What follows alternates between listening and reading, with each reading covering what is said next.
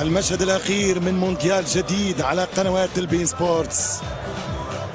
هذا مونديال عشناه بكل الجوارح، عشنا فيه الفجريات والسهريات، عشنا فيه الأجواء العربية الإفريقية والمونديالية.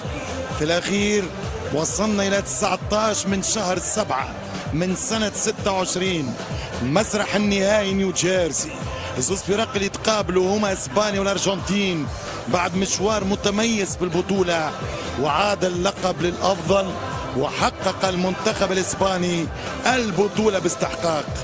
الفريق نجح بالمنظومة الدفاعية الرهيبة، 8 ماتشات قبله كان جول، هدف بالراس من ديكتلرس للمنتخب البلجيكي. عدا ذلك لعبوا بالهدف الوحيد الإيطاليان بالطريقة الإيطالية في السكور، ولكن باختلاف الأداء. هو هدف كافي أمام الأوروغواي، هو هدف يكفي أمام البرتغال، أمام بلجيكا 2-1، أمام فرنسا 2-0، واليوم 1-0. التقاوا منتخبات قمة، التقاوا منتخبات من الصف الأول. الأرجنتين المصنف الأول لا تفوز في قاعدة متماشية مع رقصة يامال. المصنف الأول في الفيفا لا يحصد المونديال ومجد كاس العالم. غادرت الأرجنتين بالوصافة، ولكن غادرت مونديال كله إثارة. يامال في أول رقصاته يحيي الرقصة الأخيرة للبولغا ليونيل. تغير الشيال وتغيرت ألوان البطل، ولكن كرة القدم تبقى دائما ملهمة الجماهير وسالبة عقول الملايير. كأس العالم اللي عملها النحات الإيطالي سيلفيو غازانيغا، وزنها 6 كيلو 175 غرام، هي من الذهب الخالص من 18 قيراط. هكذا هو التروفيه والرمز لكأس العالم. وحدثكم عن تاريخ البطولة في سنوات، في ذكرياتي مع ذاكرة أسماء. عام 30 هي البدايات في الثلاثة أوروغواي، 34 بوتزو والطليان، 38 عاودها له يا إيطاليا، عام 50 الأوروغواي تقهر السيليساو، والبرازيل تودع القميص الأبيض قميص النحس.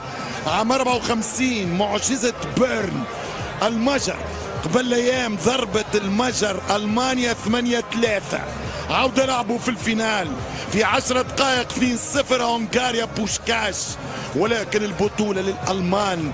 وقتها بدات أسطورة الماكينات بعدم الاستسلام. 58 17 سنة بيليه بطل العالم، النهائي فيه السويد والخمسة كانت للسيليساو. وصلنا ل 62 وما يبقى في البال معركة ربع النهائي إيطاليا الشيلي التي سميت معركة سانتياغو. أما البطولة فكانت للبرازيل. 66 إنجلترا في أرضها تنتصر على ألمانيا 4-2، هاتريك هيرست واللقب الوحيد الفريد لإنجلترا.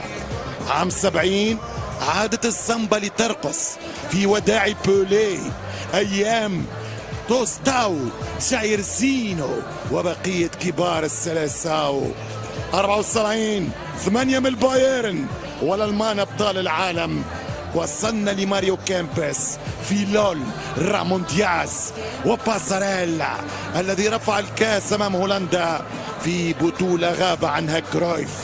ثم 82 مونديال إسبانيا، ولم يكن لإسبانيا وجود كروي على صعيد المنتخبات، كنا فقط نعرفهم بالريال والبارسا. عام 82 لورلو دي تارديلي، صيحة ماركو تارديلي، البطولة إيطالية بقيادة إنزو بيرسوت.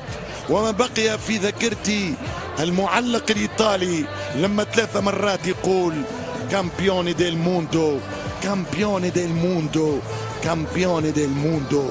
أيام الراي وأيام الصورة على طائرة الرئيس بيرتيني، ساندرو بيرتيني، وهو يلعب الورق مع إنزو بيرسوت تحت نظرة من الجوليادور باولو روسي من السجن إلى هداف المونديال. 86 كان المونديال الأقوى، كان مونديال اللاعب الأقوى. مارادونا فاز بكأس الذهب للألبي سيليستي. 90 بكى مارادونا وفاز لوثر ماتاوس. 94 بعد ربع قرن عدتي إلينا يا برازيل. عام 98 فرنسا صاحبة الفكرة وصاحبة المنشأ لم تحقق المونديال إلا في 98 بفضل دوساي وبوتي وديشان، بفضل زيزو وصلعة بارتيز وقبلة لوران بلان. 2002 رقصت مع البرازيليين في اليوكوهاما، نعم احترف، وغنيت يومها لا بينتا كامبياو، لا بينتا كامبياو، أي الكأس الخامسة بقيادة الريفالدو رونالدينو. 2006 مشهد آخر، تجربة أخرى، إيطاليا تباغت الجميع، وهكذا هي عادات الطليان. مارتشيلو ليبي يخطف الألمان في السيمي فاينل بفضل آل ديل بييرو وجروسو، ونفسه جروسو حط الضربة الخامسة في مرمى فرنسا وإيطاليا كامبيون. 2010 هناك في كاب تاون على المائدة كما يطلق عليها فازت إسبانيا، وأخيرا بلد الكورة، بلد التاريخ، فازوا بهدف أندرياس انيستا الارتيستو في مرمى الملعونة هولندا التي تخسر للمرة الثالثة في الفينال.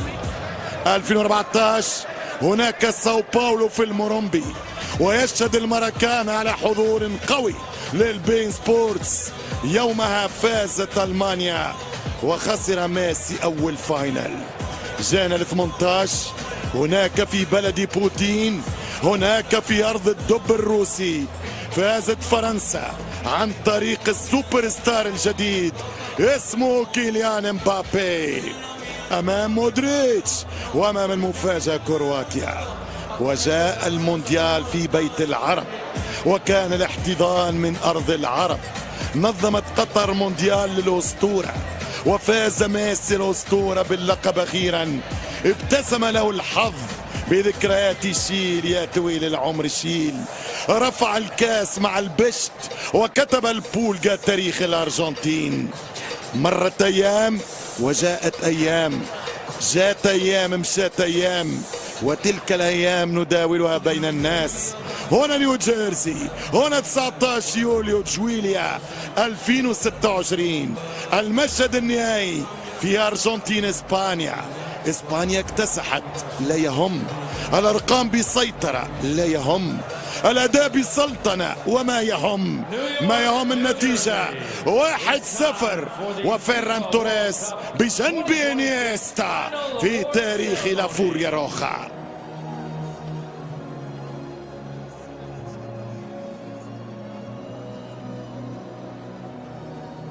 الآن مراسم التتويج، الآن مراسم البطولة.